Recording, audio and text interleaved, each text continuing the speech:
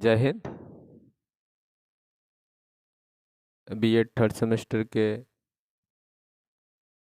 अनिवार्य paper principle and method of teaching शिक्षण के सिद्धांत एवं विधियाँ के अंतर्गत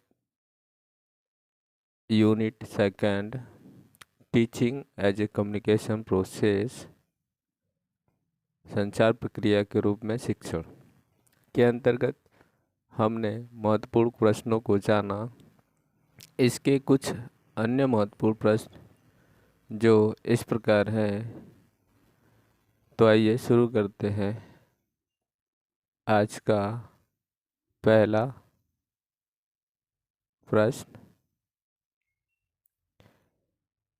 प्रश्न है पाठ्य योजना की मुख्य क्रियाएं हैं, यानी पाठ्य योजना की मुख्य क्रियाएं निम्नलिखित में से कौन कौन सी है या निम्नलिखित में क्या है। जैसे उद्देश्य, प्रस्तुतिकरण, मूल्यांकन या ये सभी। तो इसका सही उत्तर है ऑप्शन नंबर डी, ये सभी। उद्देश्य, प्रस्तुतिकरण और मूल्यांकन, ये तीनों पाठ्य योजना के मुख्य क्रियाएं हैं। अगला प्रश्न आता है कि पाठ्य योजना के मुख्य तत्व है। निम्नलिखित में से पाठ्य योजना के मुख्य तत्व क्या क्या है। ऑप्शन नंबर ए, पाठ्यवस्तु के तत्व, विधि प्रविधि, सहायक सामग्री या ये सभी। विधि प्रविधि, सहायक सामग्री या ये सभी। तो इसका सही उत्तर है ये सभी। पाठ्यवस्तु के तत्व, विधि एवं प्रविधि, सहायक सामग्री। तो ऑप्शन नंबर डी यानी तीनों सही है, उपरोक्त सभी। अगला प्रश्न आता है सूक्ष्म शिक्षण है। माइक्रो टीचिंग क्या है? काल्पनिक शिक्षण है या वास्तविक शिक्षण है, समूह शिक्षण है या अनुवर्ग शिक्षण है। तो इसका सही उत्तर है ऑप्शन नंबर बी, सूक्ष्म शिक्षण एक वास्तविक शिक्षण है। नेक्स्ट प्रश्न आता है सूक्ष्म शिक्षण का अभिप्राय व्यवहार में परिवर्तन करना है। सूक्ष्म शिक्षण का अभिप्राय व्यवहार में परिवर्तन करना है, यानी किसके व्यवहार में परिवर्तन करना है। ऑप्शन नंबर ए, प्रशिक्षु शिक्षकों का या सेवारत शिक्षकों का, प्रशिक्षु शिक्षकों के निरीक्षकों का या छात्रों का।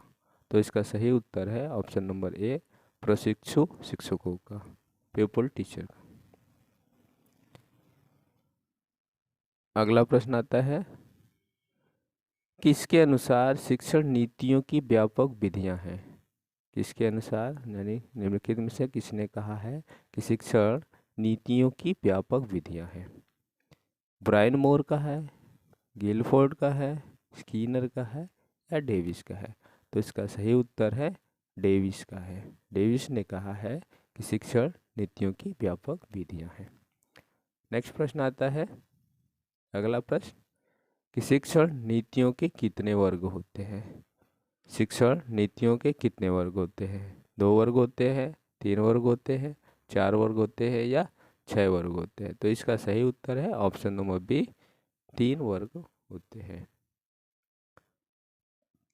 अगला प्रश्न है कि शिक्षण नीतियों का चयन किया जाता है, यानी शिक्षण नीतियों का चयन किसके लिए किया जाता है। शिक्षण सूत्रों के आधार पर, मतलब किस आधार पर किया जाता है। शिक्षण सूत्रों के आधार पर, शिक्षण उद्देश्यों के आधार पर, पाठ्य वस्तु के आधार पर या इसमें से कोई नहीं। तो शिक्षण नीतियों का चयन ऑप्शन नंबर बी, शिक्षण उद्देश्यों के आधार पर किया जाता है। नेक्स्ट अगला प्रश्न, मूल्यांकन पाठ्य योजना किसने दी। यानी मूल्यांकन पाठ्य योजना का निर्माण किसने किया। ब्लूम ने किया, डीवी ने किया, मॉरिसन ने किया या इसमें से कोई नहीं। तो मूल्यांकन पाठ्य योजना का निर्माण पीएस ब्लूम ने किया है, यानी कि किसने दिया है, ब्लूम ने दिया है। अगला प्रश्न आता है 69, पाठ्य योजना, प्राचीन पाठ्य योजना किसने दी है। प्राचीन पाठ्य योजना किसने दी है। ब्लूम ने दिया है, किलपैट्रिक ने दिया है, हर्बर्ट ने दिया है, या इसमें से कोई नहीं। तो इसका सही उत्तर है प्राचीन पाठ्य योजना, ऑप्शन नंबर सी, हर्बर्ट ने दिया।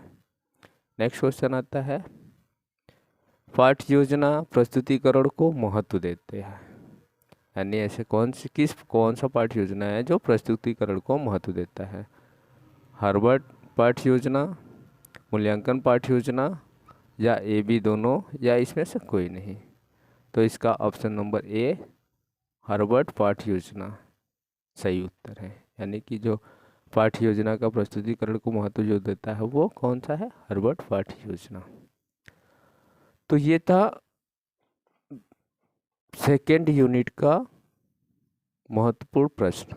आज यहाँ पे सेकेंड यूनिट के सभी महत्वपूर्ण प्रश्नों को समाप्त करते हैं। अगले वीडियो में देखेंगे इसी पेपर के अगला यूनिट 3 के महत्वपूर्ण एमसीक्यू। धन्यवाद। आप सभी इस पेपर लाइक करें, सब्सक्राइब करें और शेयर जरूर करें।